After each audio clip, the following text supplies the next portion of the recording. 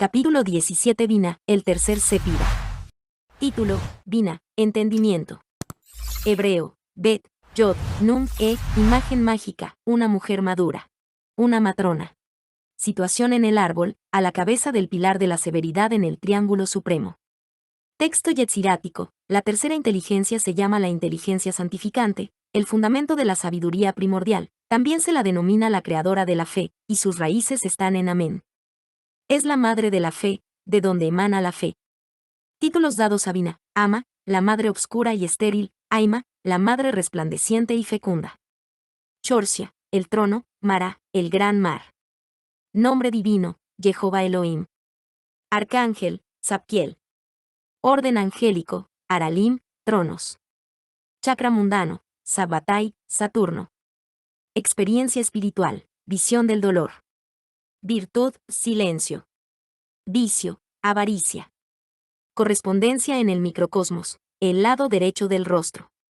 Símbolo, el yoni, el teis. Vesica piscis. La copa o el cáliz. La vestidura externa que oculta. Cartas del tarot, los 4-3. 3 de bastos, afirmación de la fuerza. 3 de copas, abundancia. 3 de espadas, amargura, dolor, pesadumbre, infortunio. 3 de oros, trabajos materiales. Color en Atzilut, carmesí. Color en Briá, negro. Color en Yetzira, marrón oscuro. Color en Asia, gris moteado de rosa. Bina es el tercer miembro del Triángulo Supremo y el trabajo de explicarlo quedará bastante simplificado porque podemos estudiarlo a la luz de Choma, que es lo que equilibra en el pilar opuesto del árbol. Nunca es posible comprender un Sefira si lo consideramos aparte de su posición en el árbol, porque su posición indica sus correspondencias cósmicas. Lo vemos en perspectiva, por así decirlo, y podemos deducir de dónde procede y a dónde va, qué influencias intervienen en su creación y cómo contribuye al plan de todas las cosas en conjunto. Bina representa la potencia femenina del universo, como Choma representa la masculinidad. Como ya hemos notado, son positivo y negativo, fuerza y forma. Cada potencia encabeza su respectivo pilar, estando Choma a la cabeza del pilar de la misericordia y Bina en el de la severidad. Podría creerse que esta es una distribución antinatural, porque la Madre Suprema debería presidir la misericordia, y la fuerza masculina del universo, la severidad. Pero no podemos sentimentalizar estas cosas. Estamos tratando de principios cósmicos y no de personalidades, y los mismos símbolos que sirven para representarlos, pueden darnos una percepción interna de los mismos si abrimos los ojos. Freud no se habría opuesto a que se atribuyeran a Bina el pilar de la severidad, porque él tendría mucho que decir sobre la imagen de la Madre Terrible. Keter, yo soy, el ser puro, omnipotente, pero inactivo, y cuando cierto flujo de actividad emana de él, entonces lo llamamos Choma. Es esa corriente descendente de actividad pura que constituye la fuerza dinámica del universo y toda energía pertenece a esta categoría. Debemos recordar que los sefirot son estados, no lugares. Cuando se produce un estado de ser puro e incondicionado, sin partes ni actividades, pertenece a Keter. Así es, como podemos ir clasificando nuestras ideas del universo manifestado sin necesidad de sacar ningún objeto de su lugar en la naturaleza, tal como se aparece a nuestro entendimiento. En otras palabras, donde quiera que veamos la energía pura en función, sabemos que la fuerza que actúa es de Choma. Esto nos permite ver la identidad intrínseca de toda clase de fenómenos que a primera vista parecen estar totalmente desvinculados entre sí. El sistema cabalístico nos permite atribuirlos a los diferentes sefirot de acuerdo con su tipo, y correlacionarlos en el sistema correspondiente ya mencionado. Este es el método que la mente subconsciente sigue automáticamente, y el ocultista ejercita su mente consciente para utilizarlo. Incidentalmente podemos citar el hecho de que cuando los individuos operan directamente desde lo subconsciente, como ocurre en las creaciones artísticas, en la locura y estado de sueño y trance, siguen este sistema. Podrá parecer extraño al lector que esta digresión referente a Choma la hagamos en el capítulo dedicado a Bina, pero solo a la luz de su polaridad con Choma puede comprenderse a Bina. E igualmente tendremos mucho que agregar a nuestras explicaciones concernientes a Choma ahora que tenemos a Bina con quien compararlo. Cada par de opuestos arroja mucha luz sobre el otro y es incomprensible por sí solo. Volviendo a Bina. Los cabalistas dicen que fue emanado por Choma. Trataremos de explicar esto con otras palabras. Es una enseñanza oculta que según creemos concuerda con las investigaciones de Einstein, aunque no poseemos los conocimientos necesarios para correlacionar sus descubrimientos con las doctrinas esotéricas, que la fuerza no se mueve nunca en línea recta, sino que describe una curva tan vasta como el universo mismo y, por lo tanto, retorna al final al punto de donde partió, aunque sobre un arco superior, porque el universo ha ido progresando en el intervalo. Por consiguiente, la fuerza que así procede, dividiéndose y subdividiéndose y moviéndose en ángulos tangenciales, llegará eventualmente a un estado de tensiones equilibradas, o a alguna forma de estabilidad, una estabilidad que en el curso del tiempo tiende a ser nuevamente destruida en razón de nuevas fuerzas que han sido emanadas y manifestadas y que introducen nuevos factores que es necesario incluir en el ajuste general. Este estado de estabilidad producido por la interacción de las fuerzas operantes, llega a un equilibrio estable que constituye la base de la forma, como podemos ver en el que no es otra cosa que una constelación de electrones, cada uno de los cuales es un vórtice o remolino. La estabilidad así lograda, que, debe notarse cuidadosamente, es un estado y no una cosa en sí misma, es lo que los cabalistas llaman Bina, el tercer sefira. Donde quiera se produce o existe un estado de tensiones recíproca que han llegado a la estabilidad, los cabalistas lo denominan Bina.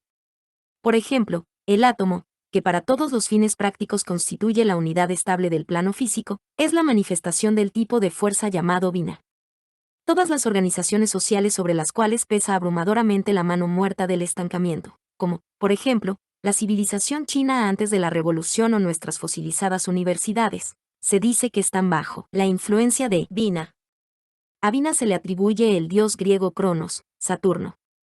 Se observará la importancia que se da al tiempo y a la edad en estas instituciones propias de Bina. Solo los cabellos blancos o grises son venerables. La capacidad cuenta poco o nada, lo que quiere decir que tan solo los que son semejantes a Cronos pueden tener éxito. Bina, la Gran Madre, algunas veces denominada Mara, el Gran Mar, es, por supuesto, la madre de toda la vida. Ella es la matriz arquetípica a través de la cual todo viene a la manifestación. Todo lo que provea una forma para ser utilizada por la vida, es un vehículo de ella. Sin embargo, debe recordarse que la vida confinada en una forma, aunque ésta le permita organizarse y desenvolverse, es muchísimo menos libre de lo que era cuando carecía de limitaciones, aunque tampoco estuviera organizada, en su propio plano. Incorporarse en una forma significa, ni más ni menos, que el principio del fin de la vida. Es una limitación y un encarcelamiento, es una sujeción a una constricción. El cuerpo limita a la vida, la aprisiona pero, no obstante, le permite organizarse. Desde el punto de vista de la fuerza libre, la encarcelación es una forma de extinción. La forma disciplina a la fuerza con una severidad sin misericordia. El espíritu desencarnado es inmortal, no hay nada en el que pueda envejecer o morir. Pero el espíritu encarnado ve la muerte en el horizonte tan pronto como alborea el día. Entonces podemos ver cuán terrible parece ser la Gran Madre cuando aprisiona la libérrima fuerza, moviente dentro de la disciplina de la forma. Ella es la muerte de la dinámica actividad de Choma, la fuerza de Choma muere al fluir en Bina. La forma es la disciplina de la fuerza, por eso Bina está a la cabeza del pilar de la severidad. Podemos concebir que tuvo lugar la primera noche cósmica, el primer pralaya o primer reposo de la manifestación, cuando el triángulo supremo encontró la estabilidad y el equilibrio de las fuerzas, con la emanación de Bina. Antes todo era dinámico, todo era acrecentamiento y expansión. Pero al iniciarse la manifestación de Bina se produjo una intertensión y estabilización y el libre flujo dinámico se detuvo. El entrelazamiento y consiguiente estabilidad es inevitable en un universo cuyas líneas de fuerza se mueven en curva.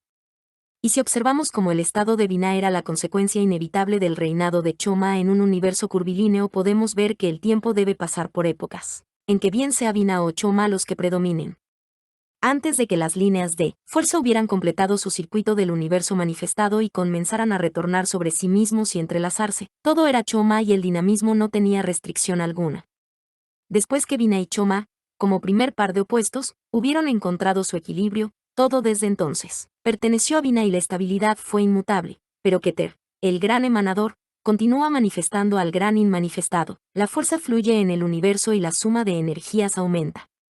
Este flujo de fuerza rompe el equilibrio a que se había llegado cuando Choma y Bina actuando y reactuando recíprocamente crearon un estado de equilibrada tensión y se detuvieron.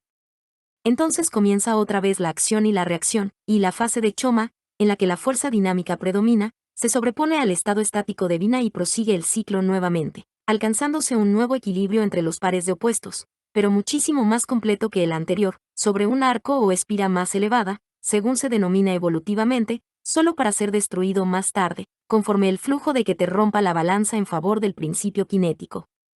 Así, pues, se verá si Keter es la fuente de todo ser y lo concebimos como supremo bien, como inevitablemente tiene que ser, y si la naturaleza de Keter es cinética o motriz, toda su influencia se inclina siempre a Choma, y, por lo tanto, Binah, el opuesto de Choma, perpetuo opositor a los impulsos dinámicos, tiene que ser considerado como el enemigo de Dios, el mal. Saturno-Satán, es una transición fácil y lo mismo es tiempo-muerte-diablo. En las religiones ascéticas tales como el cristianismo y el budismo se encuentra la idea de que la mujer es la raíz de todo mal, porque ella es la que sujeta al hombre a la vida de la forma, por el deseo que inspira. Ellos consideran la materia como la antinomia del espíritu, en una dualidad eterna o insoluble. El cristianismo se encuentra pronto para reconocer la naturaleza herética de esta creencia cuando se le presenta bajo la forma de antinomianismo, pero no se da cuenta de que sus propias enseñanzas y prácticas son igualmente antinomianistas cuando consideran la materia como enemigo del espíritu y que, como tal, debe ser vencido y aniquilado. Esta infortunada creencia ha causado tantos sufrimientos a la humanidad en los países cristianos, como las guerras y las pestes. La Cábala enseña una sabia doctrina. Según ella todos los sefirot son sagrados, tanto Malkut como Keter, Geburah el destructor, como Chas el preservador. Reconoce que el ritmo es la base de la vida y que no existe un progreso como un único movimiento hacia adelante.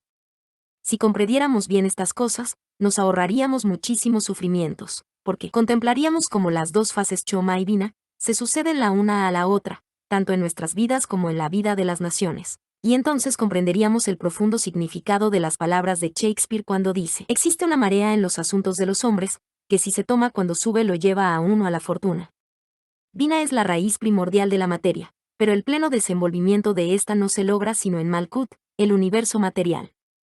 Hemos visto repetidamente en el curso de nuestros estudios que los tres supremos tienen sus expresiones especializadas en un arco inferior, en uno u otro de los 6 sefirot que constituyen el microposopos.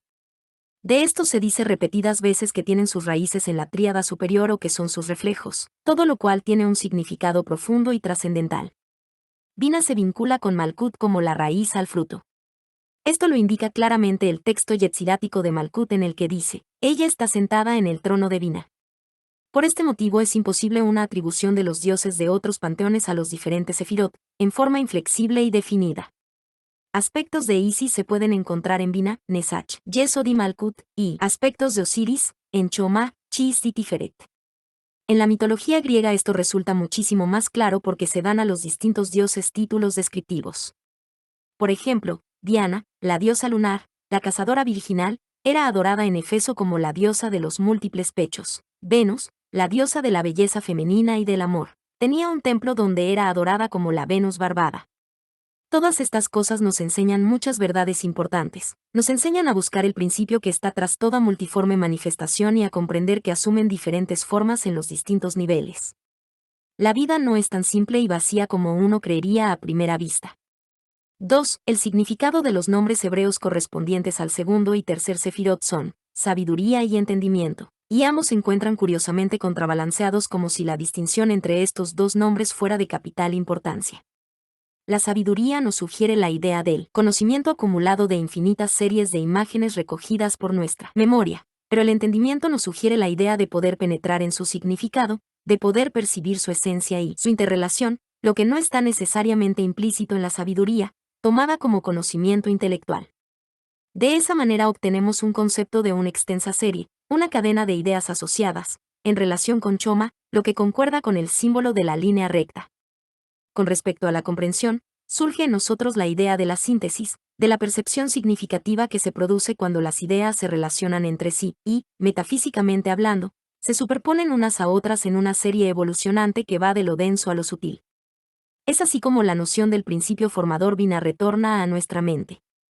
Estos son los caminos sutiles de las operaciones mentales, que podrán parecer meras fantasías al que no esté acostumbrado a los métodos utilizados por el iniciado, pero el psicoanalista los comprende y aprecia en su justo valor, ocurriendo lo mismo con el poeta que eleva hacia las nubes el vuelo de su imaginación. El Sefer Yetzirah destaca la idea de la fe nacida del entendimiento, de la comprensión, la cual, a su vez, es hija de Binah, siendo esta la única ubicación adecuada para la fe. Un cínico la describió un día como el poder de creer en lo que sabemos es ilusión, lo que, en verdad, parecería ser una definición bastante exacta, especialmente para los espíritus mediocres, incultos, frutos de la disciplina sectaria y carentes de la luz mística. Pero, a la luz de la conciencia mística, podemos definir la fe como el resultado consciente de experiencias supraconscientes que no pueden ser expresadas en términos de nociones cerebrales, experiencias de las que la personalidad normal no está muy segura, aunque pueda experimentar sus efectos, y a veces con gran intensidad, las reacciones emocionales que entonces sufre, quedan fundamental y permanentemente modificadas por ella. A la luz de esta definición vemos que la fe, en efecto, debe encontrar sus raíces en Vina, el entendimiento, el principio sintético de la conciencia, porque hay un aspecto corpóreo de la conciencia, como igualmente lo hay de la substancia, aspecto que consideraremos detalladamente cuando lleguemos al estudio de Jod, el cefira básico del pilar de Vina, la severidad. Así vemos nuevamente cómo se concatenan los sefirot y la iluminación que resulta al observar sus mutuas vinculaciones. La afirmación de que las raíces de Biné están en Amén se refiere a Keter, porque uno de sus títulos es Amén. Esto indica claramente que, siendo emanado de Choma, Bina tiene su origen mucho más arriba, y que conviene buscarlo en la fuente de toda existencia, tal como surge del no ser, lo inmanifestado, fuente oculta tras los velos de la existencia negativa. Este concepto está claramente formulado en un texto del Sapro Yatzra que, hablando de Chis y de las fuerzas espirituales, dice: todas emanan una de otra en virtud de la emanación primordial, de la corona altísima, Keter. No debemos confundirnos a este respecto por el hecho de que el texto yetzirático declare a propósito de Gebura Kevina, el entendimiento, emana de las profundidades primordiales de Choma, pero de otra manera. En el ser puro, sin forma e indiviso como es, existen tanto las posibilidades de la fuerza como de la forma, pues donde existe un polo positivo se halla necesariamente el aspecto complementario de un polo negativo. Keter está permanentemente en estado de devenir. En efecto, un judío cabalista nos dijo que la verdadera traducción de ella, el nombre divino de Keter, es yo seré y no yo soy. Este devenir constante no puede permanecer estático, sino que debe rebosar y ponerse en actividad, actividad que no puede permanecer sin correlación, sino debe organizarse. Es menester llegar a algún ajuste, intertensión o equilibrio. Así, implícita en Keter, tenemos la potencialidad tanto de Choma como de Bina, porque es bueno repetir, los santos sefirot no son cosas sino estados, y contienen una mezcla de estos factores en su estructura, de manera que todo el universo manifestado puede manifestarse acordemente en nuestra mente cuando establecemos allí el jeroglífico del árbol. En realidad, una vez que formulamos y establecemos este jeroglífico, la mente lo usa en forma automática y los fenómenos complejos de la existencia objetiva se ordenan por sí propios en nuestro entendimiento. Es por esta razón que el estudiante del ocultismo que trabaja en una escuela esotérica preparatoria tiene que aprender de memoria las principales correspondencias de los 10 santos Sepirot, y no debe depender para nada de las tablas de referencia. Muchas veces se ha objetado que esto constituye una inútil pérdida de tiempo y energía, y que las referencias de las tablas de correspondencia tales como 777 es un método mejor, pero la experiencia ha demostrado que no es ese el caso, y que el esoterista que se propone cumplir con la disciplina necesaria y la repite diariamente, de la misma manera que los católicos rezan su rosario, encuentra su debida recompensa por la iluminación que recibe, y cuando su mente clasifica automáticamente todos los cambios innumerables de la vida mundana, ajustándolo sobre el árbol, revélasele su significado espiritual. Siempre debe recordarse que el empleo del árbol de la vida no es meramente un ejercicio intelectual, sino un arte creado en el sentido más alto de la palabra, y que las facultades van desenvolviéndose en la mente, de la misma manera que la destreza y la técnica se desarrollan en el escultor o en el músico con el ejercicio cotidiano. El texto yetzirático se refiere específicamente a Bina como la inteligencia santificadora. Santificar evoca la idea de algo sagrado y puesto aparte. La Virgen María está íntimamente asociada con Bina, la Gran Madre, y de ese concepto pasamos a la idea de aquello que da nacimiento a todo, reteniendo simultáneamente su virginidad, o sea, en otros términos, aquello que no se implica en la vida de sus creaciones, sino que permanece aparte y tras la base de la manifestación, la substancia raíz de donde surge la materia, porque, aunque ésta tenga sus raíces en Bina, sin embargo, la materia, tal como la conocemos, es de un orden muy diferente del Sefira Supremo, en cuya esencia existe, Bina, la influencia primordial formativa, la madre de todas las formas, está tras toda substancia manifiesta y más allá de ella, en otras palabras, es siempre virgen. La influencia creadora que está tras todo cuanto tiende a formar, organizar, construir y curvar las líneas de fuerza para correlacionarlas y alcanzar la estabilidad. Eso es Binah. Estos dos Sepirot básicos de la tríada suprema se llaman el padre y la madre, Abba y Ama, y sus imágenes mágicas son las de un varón con barba y la de una matrona, representando así, no la atracción sexual que prevalece en Esach y Yesod, representados por una doncella y un adolescente, sino por seres maduros que se han unido y ya han engendrado.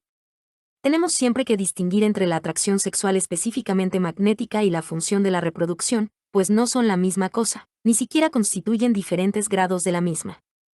Aquí se halla oculta una verdad trascendental que consideraremos en detalle a su debido tiempo. Choma y Binah representan, pues, la virilidad y la femineidad esenciales, en sus aspectos creadores. No son imágenes fálicas, aunque en ellos están las raíces de toda fuerza vital. Nunca comprenderemos los aspectos más profundos del esoterismo, a menos que comprendamos lo que realmente significa el falicismo. No tienen nada que ver con las orgías de los templos de Afrodita, que fueron la desgracia y la causa de la decadencia de las creencias paganas antiguas. Significa que todo se apoya sobre el principio de la estimulación de la potencialidad inerte por el principio dinámico que deriva directamente su energía de la fuente de toda fuerza. En este concepto se hallan ocultas las claves de inmensos conocimientos, y uno de los puntos más importantes de los misterios. Es evidente que el sexo representa uno de los aspectos de esta ley, y es igualmente evidente que existen muchísimas otras aplicaciones que no son sexuales. No debemos de ninguna manera permitir que nuestros prejuicios acerca de lo que constituye el sexo o nuestros convencionalismos acerca de este tema grandioso y vital, nos amedrenten o nos hagan retroceder ante este gran principio de la estimulación o fecundación de lo inerte, pero potencialmente omnipotente, por el principio activo y dinámico. Quien se encontrara inhibido por sus prejuicios para estudiar la verdad, no está en condiciones para afrontar los misterios sobre cuyos portales están escritas las palabras «Conócete a ti mismo». Ese conocimiento no lleva a la impureza, porque éste implica la falta de control que permite a las fuerzas rebosar los límites que la misma naturaleza les ha impuesto. El que carece del control indispensable sobre sus propios instintos y pasiones, está tan lejos de los misterios como el que se haya inhibido por los prejuicios y convencionalismos. Sin embargo, es necesario comprender claramente que los misterios no enseñan el ascetismo ni el celibato como condiciones indispensables para la realización, porque no consideran que el espíritu y la materia sean términos antinómicos e irreconciliables, sino, más bien, diferentes niveles de la misma cosa. La pureza no consiste en la castración, sino en saber mantener las distintas fuerzas en sus propios niveles sin permitir que las unas invadan la esfera de las otras. Enseña que la frigidez y la impotencia constituyen defectos tan serios como cualquier otro, debiendo ser considerados como patologías sexuales, de la misma manera que la lujuria, la que destruye su objeto y degrada. Todas las relaciones de la existencia manifestada implican la acción de los principios de Choma y Binah. Como el sexo constituye una representación perfecta de ellos, es que fue utilizada por los antiguos, que no padecían de nuestros pudores y timideces al respecto, y que tomaban sus metáforas acerca de la reproducción con tanta libertad como nosotros tomamos ejemplos de la Biblia. Para ellos la reproducción era un proceso sagrado, y cuando se referían a él lo hacían con toda reverencia y no con impudor. Si realmente queremos comprender a los antiguos, debemos estudiar sus enseñanzas sobre las fuerzas vitales y las fuentes de la vida con el mismo espíritu que ellos lo hacían, pues nadie que no esté cegado por prejuicios y por las tinieblas de sus problemas personales no resueltos dejará de reconocer que nuestra actitud actual hacia la vida sería mucho más sana y agradable si tuviera algo así como un fermento del buen sentido y discernimientos del paganismo. Los principios de masculinidad y femineidad manifestados en Choma y Binah representan más que simple polaridad positiva y negativa, activa y pasiva. Choma, el Padre Universal, es el vehículo que la fuerza primordial, la manifestación inmediata de Keter. En realidad, es Keter mismo en acción, porque los distintos sefirot no representan diferentes cosas, sino múltiples funciones de la misma cosa. Fuerza pura surgiendo a la manifestación desde el gran inmanifestado oculto tras los velos de la existencia negativa. Choma es energía pura, lo mismo que la expansión de la gasolina dentro del cilindro de combustión, es fuerza pura. Pero así como esta fuerza expansiva se perdería si no hubiera una máquina a la cual transmitiese su poder, así también la energía no dirigida de Choma irradiaría en el espacio si no hubiese algo que recibiera su impulso y lo utilizaría. Choma estalla, como la gasolina, Binah es la cámara de combustión, Gebura y Gedula son los movimientos alternados de los pistones. Ahora bien, la fuerza expansiva de la gasolina es energía pura, pero no haría mover el coche. La organización constructiva de Binah es potencialmente capaz de hacer marchar el coche, pero no puede hacerlo si no es puesta en movimiento por la expansión de la energía acumulada en el vapor de gasolina. Binah es potencialmente ilimitado, pero inerte. Homa es energía pura ilimitada e infatigable, pero incapaz de acción por sí propia, más que de irradiar en el espacio si no hay nada que la detenga. Pero cuando Choma opera sobre Binah, entonces su energía se concentra y pone en acción. Cuando Binah recibe impulso de Choma, todas sus energías latentes quedan vitalizadas. En otras palabras, Choma suministra la energía y Binah el motor. 3. Consideremos, ahora, la masculinidad y la femineidad de este par de opuestos supremos, según se expresan en el acto de la generación. Los espermatozoides tienen una vida brevísima, son simples unidades de energía que, una vez exteriorizada, mueren. Pero, aunque el mecanismo reproductor femenino, la matriz que gesta y los pechos que alimentan son capaces de llevar esta vida que se le ha transferido y desarrollarla hasta obtener una existencia independiente y propia. Sin embargo, toda esta maquinaria tan delicada permanece inerte hasta que el estímulo de la fuerza de Choma la pone en acción. La unidad reproductora femenina es omnipotencial, pero inerte. La unidad reproductiva masculina es omnipotente, pero incapaz de producir por sí propia el nacimiento. Muchas personas creen que porque la masculinidad y la femineidad, tal como son conocidas en el plano físico, sean principios físicos determinados por su estructura, que lo potente y lo potencial están rígidamente sujetos a sus respectivos mecanismos, pero esto constituye un error. Existe una alternación continua de polaridad en todos los planos, con excepción del físico. Y hasta en los tipos primitivos de la vida animal hay alternación en la polaridad, aún en el plano físico.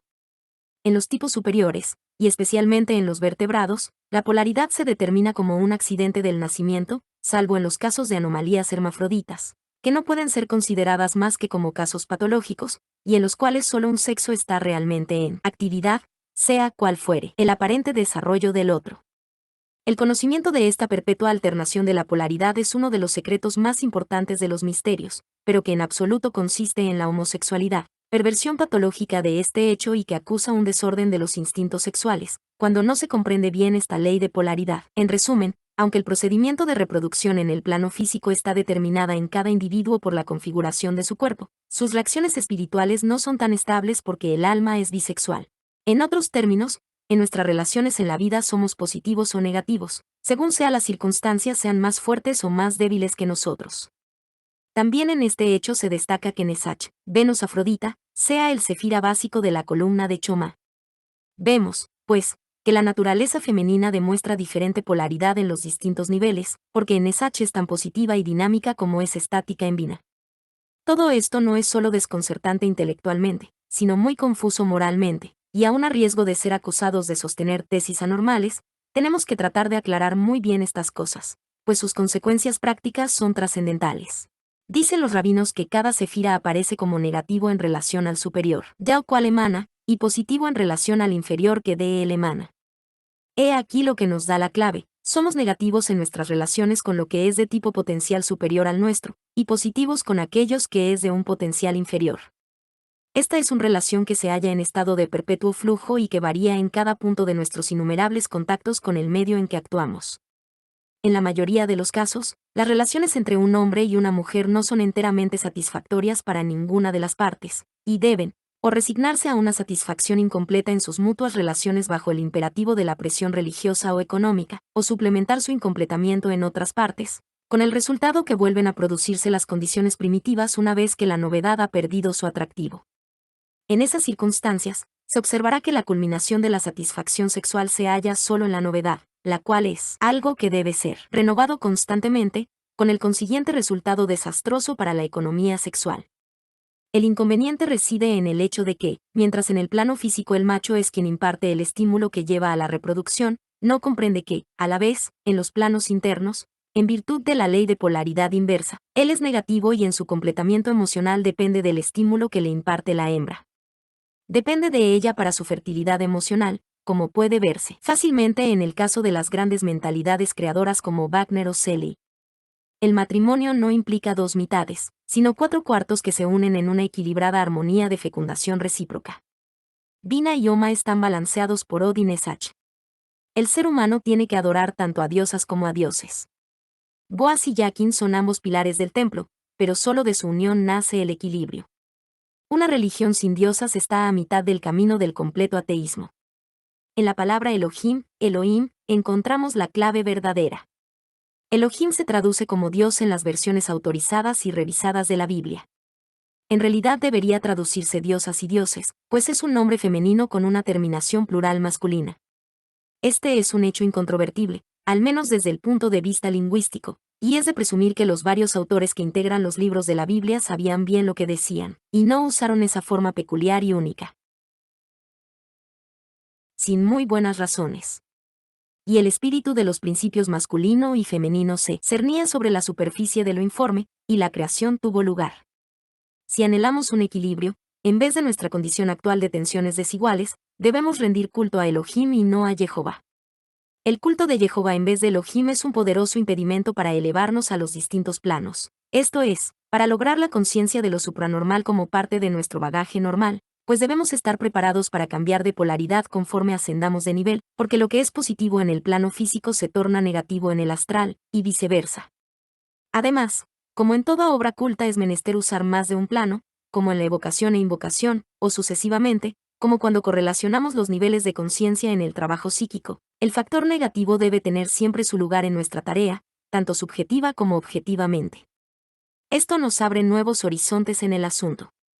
¿Cuántas personas se dan cuenta que sus almas son en absoluto bisexuales íntimamente, y que los distintos niveles de conciencia operan como masculinos y femeninos en relación unos con otros? Freud declara que la vida sexual determina el tipo de toda la vida.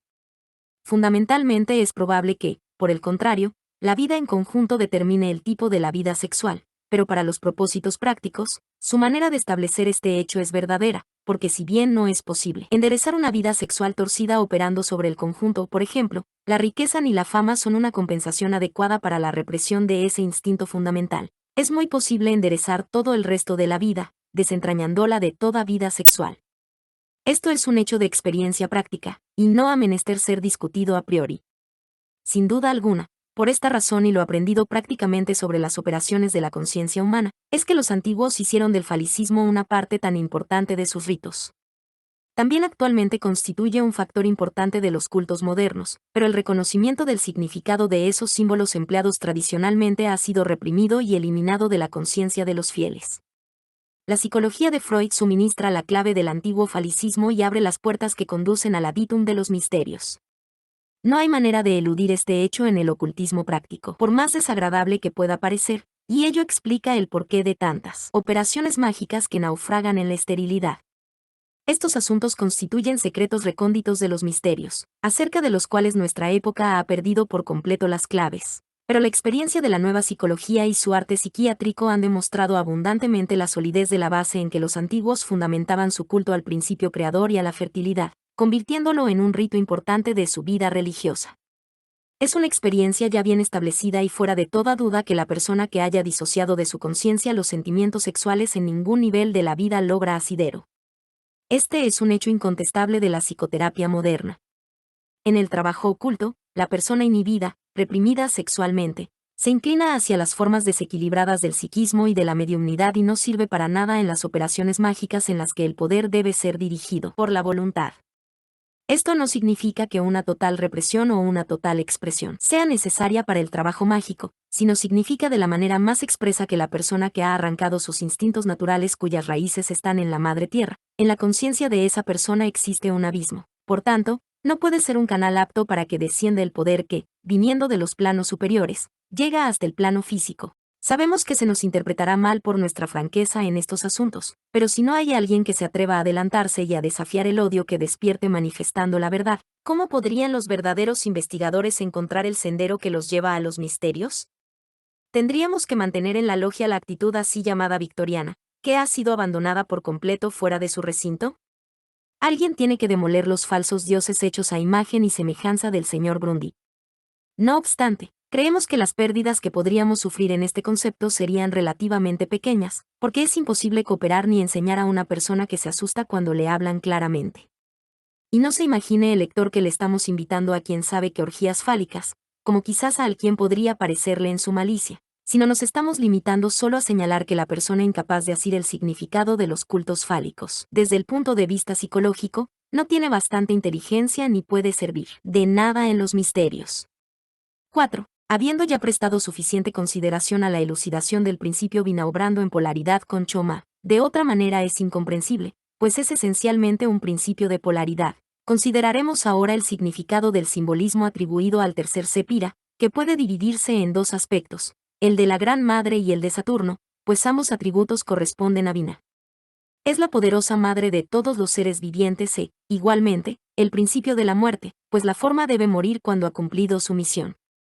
En los planos de la forma, la muerte y el nacimiento son el anverso y el reverso de la misma moneda. El aspecto maternal de Vina se expresa en el título dado de Mara, el mar. Es un hecho curioso que se represente a Venus Afrodita naciendo de la espuma del mar, y que la Virgen María sea llamada por los católicos Stella Maris, la estrella del mar. La palabra Mara, raíz del nombre María, significa también amargura, y la experiencia espiritual atribuida a Vina es la visión del dolor o el sufrimiento. Es una imagen que recuerda el cuadro de la Virgen llorando al pie de la cruz, con su corazón atravesado por 7 puñales. También hace recordar las enseñanzas de Buda que la vida es sufrimiento. La idea de la sumisión al dolor y a la muerte está implícita en la idea del descenso de la vida a los planos de la forma. El texto yetzirático ya citado, cuando menciona a Malkut, dice que es el trono de Vina. Uno de los títulos dados al tercer Sepira es Khorsia, el trono, y los ángeles asignados a este Sepira son llamados Aralim, que significa tronos. Ahora bien, un trono sugiere esencialmente la idea de una base estable, un fundamento firme, sobre el que se sienta el ser que tiene el poder, y del cual no puede ser movido. En realidad, el trono es como un yunque o bloque que soporta la acción de retroceso, de la misma manera que el hombro del tirador soporta el golpe de retroceso de su carabina. Los grandes cañones tienen unos cimientos de concreto para resistir ese retroceso conforme deflagra el explosivo que impulsa al proyectil, porque es indudable que la presión en la culata del cañón debe ser igual a la ejercida en la base del proyectil cuando se efectúa el disparo. Esta es una verdad que nuestras idealistas tendencias religiosas tratan de olvidar, con el consiguiente debilitamiento e invalidamiento de sus enseñanzas. Vina, Mara, la materia, es el yunque o culata que presta su segura base a la fuerza vital. De la resistencia a la fuerza espiritual, como ya hemos notado, proviene la idea implícita del mal, tan injusta cuando se trata de Vina. Esto se ve claramente cuando consideramos las ideas que surgen en relación con Saturno-Cronos. Saturno implica algo muy siniestro. Es el gran maléfico de los astrólogos, y quien tenga una cuadratura de Saturno en su horóscopo lo considera como una aflicción muy grave. En efecto, Saturno es el que resiste, el adversario, pero también es el estabilizador y probador que nos permite confiar nuestro peso a aquello que no podría soportarlo. Es un punto altamente sugestivo, que el 32º sendero, que va de Malkut a Yesod y que es el primer sendero del alma que se lanza hacia lo alto, depende, según la tradición, de Saturno. Es el dios de la forma más antigua de la materia. El mito griego de Cronos o nombre, heleno del mismo principio, lo considera uno de los dioses más antiguos, esto es, de los dioses que crearon a los dioses. Era el padre de Júpiter, Zeus, quien se salvó de sus garras gracias a una astucia de su madre, porque Saturno tenía la mala costumbre de devorar a sus hijos. En este mito encontramos nuevamente la idea de que quien da la vida es también el dador de la muerte. Como ya hemos visto, Saturno con su hoz se convierte fácilmente en la muerte con su guadaña. Es muy interesante notar todos estos concatenamientos de ideas en relación con cada sefira, porque no podemos dejar de ver cómo las mismas imágenes se presentan una y otra vez siguiendo el curso de nuestras ideas, aunque, aparentemente, estén muy distantes de la madre, el mar y el tiempo. Cada planeta tiene una virtud y un vicio. En otras palabras, cada planeta, según los astrólogos, puede estar bien o mal aspectado, en exilio o dignificado. No podemos pasar por la vida sin notar que cada tipo de carácter tiene los vicios de sus virtudes, esto es, que las virtudes llevadas al extremo se convierten en vicios. Y así ocurre también con los 7 sefirot planetarios, tienen sus aspectos buenos o malos, según las proporciones en que se manifiesten. Cuando hay falta de equilibrio de vida, a la fuerza desequilibrada de una particular, experimentamos su mala influencia. Por ejemplo, Saturno devoraba a sus hijos. La muerte comienza a destruir la vida, antes de que haya cumplido su función. Ningún sefirá puede ser total y exclusivamente maléfico, ni siquiera Gebura, que es la personificación de la destructividad. Todos son igualmente indispensables en el esquema total del conjunto, y su influencia relativa, buena o mala, depende del lugar que ocupen, del papel que desempeñen, el cual no debe ser ni muy fuerte, ni muy débil, sino equilibrado. Demasiada poca influencia en un cefira determinado provoca un desequilibrio en su opuesto. Demasiada influencia se convierte en un mal positivo, es una dosis venenosa. La virtud divina es el silencio, y su vicio, la avaricia. Aquí vemos nuevamente cómo se hace sentir la influencia de Saturno.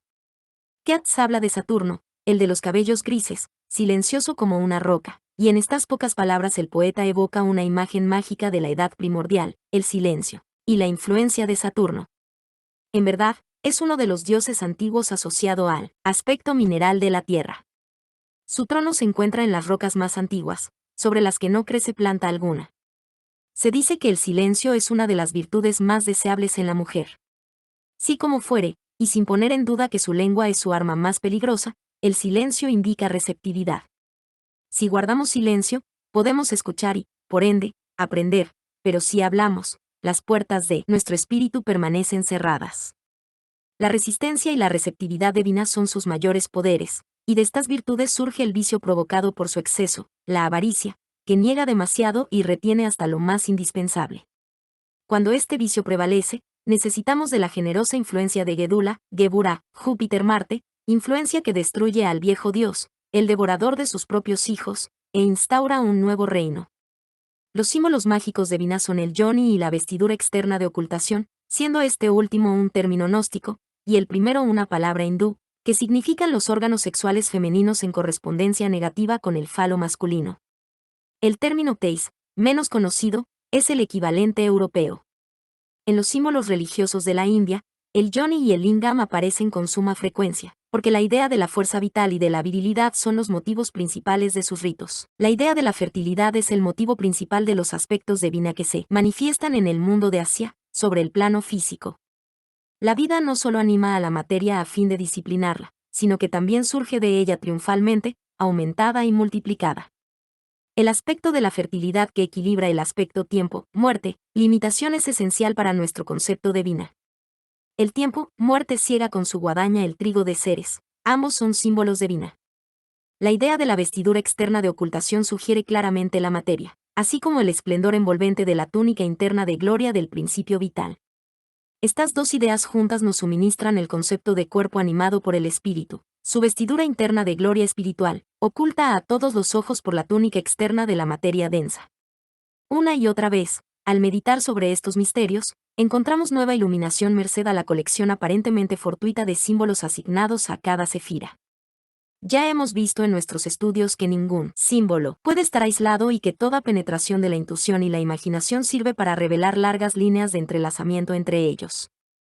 Los 4-3 del tarot son las cartas asignadas a Vina, y en verdad que el número 3 está íntimamente asociado con la idea de la manifestación material.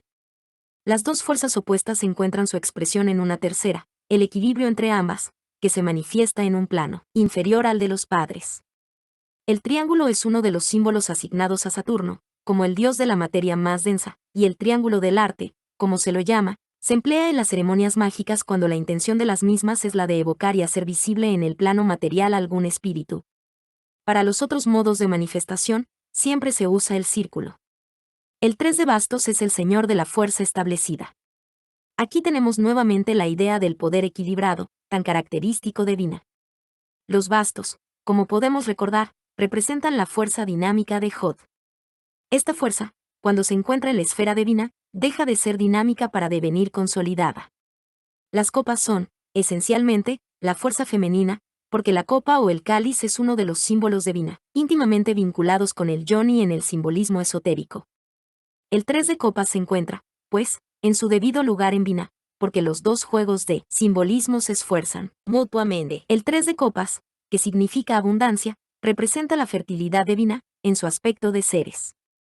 Al 3 de espadas, sin embargo, se lo llama sufrimiento, y su símbolo, en el juego de tarot, es un corazón atravesado por puñales de la Virgen María, en el simbolismo cristiano, y María es lo mismo que Mara, la amargura, del mar Ave María Estella Maris. Las espadas son, por supuesto, cartas de Geburah y, como tal, representan al aspecto destructivo de Vina, como Kali, la esposa de Shiva, la diosa hindú de la destrucción. Los oros son cartas terrestres y, de consiguiente, se encuentran en armonía con Vina, la madre de la forma. Por tanto, el 3 de oros representa al señor de las obras materiales, o sea, la actividad en el plano de la forma. Se observará que, así como los planetas ven reforzada su acción cuando se hallan en signos del zodiaco que corresponden a su propia casa.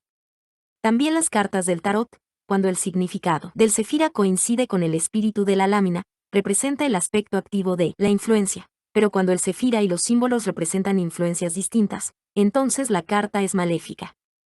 Por ejemplo, la lámina de espadas es de mal augurio cuando se halla en la esfera de influencias divina.